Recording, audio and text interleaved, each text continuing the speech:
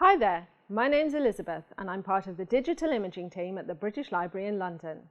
Here at the British Library, we digitise collections made from a variety of materials from around the world, from palm leaves and newspapers to photographic negatives and scrolls. Different materials present unique challenges to the digitisation process. There are some key principles to follow when working with any kind of collection item. There are tools available to help lay the collection item you're shooting out flat so that it's clearly visible. At the British Library, we often use Plastazote, which is an inert foam that will not damage your items, book cradles to support all books, plastic fingers to hold the page steady, and conservation weights.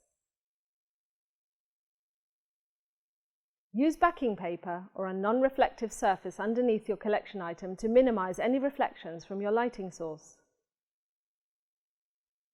Ensure that the item is central in the frame and the space surrounding it is clear of debris.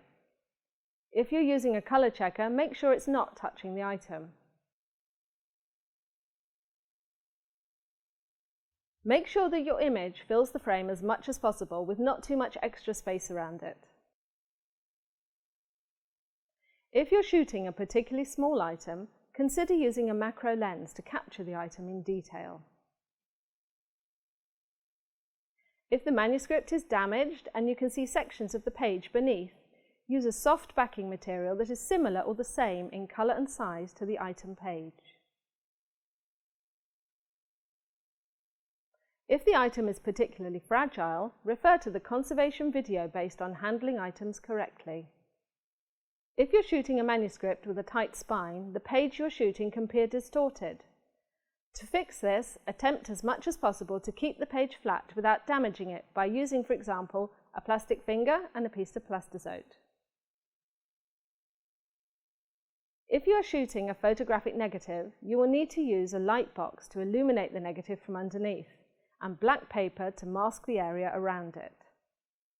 It's not necessary to use any additional lighting when working with negatives. As they are small items, using a macro lens is advised to capture as much detail as possible. In a situation like this, it's best to shoot with a slower shutter speed, such as 1/8 of a second, as the item is brightly lit from behind. With some planning in advance, these common problems can be overcome using these principles and tools. This tutorial is part of our online video series covering digitization, digital preservation and conservation for the Endangered Archives program.